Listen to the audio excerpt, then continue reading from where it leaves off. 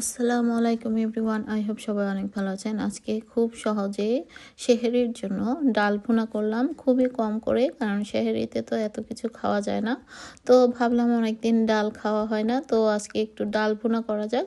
তো এখানে প্রথমে ডালগুলোকে একটু ধুয়ে ভিজিয়ে রেখেছিলাম, পানিটা ঝরিয়ে নিয়েছি। আর এখন একটা হাঁড়িতে সামান্য পরিমাণে তেল দিয়ে পেঁয়াজ কুচি, রসুন কুচি, আদা কুচি, সব কিছু আমি কুচি আজকে ব্যবহার করেছি। আপনারা চাইলে পেস্ট ইউজ করতে পারেন, তবে আদাটা চাইলে স্কিপ করতে পারেন, তবে আমি দিয়েছি যেহেতু আজকে ডালটা ভুনা করছি, তাই আসলে ভাবলাম যে একটু আদা দিলে আদার ফ্লেভারটাও ভালো লাগবে। তো সমস্ত কিছু ভাজার পর সামান্য একটু হলুদ গুঁড়ো, সাথে মনে হলো যে একটু ধনিয়া গুঁড়ো দিয়ে দিই, ভালো লাগতে পারে খেতে, তো সেই জন্য একটু ধনিয়া গুঁড়োও অ্যাড করেছি।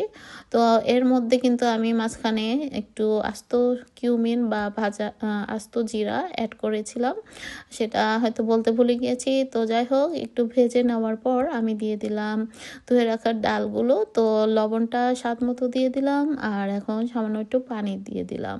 ডালটাকে একটু ভেজে নিয়েছি, মানে মশলার সঙ্গে। তো পানিটা খুব যে বেশি দিয়েছি তা কিন্তু না, তো দেখতেই পেলেন। তো যেহেতু এটা ভুনা ডাল, মানে খুব ঘন টাইপের হবে, তো সেই জন্য পানিটা সেই বুঝে আসলে দিয়েছি।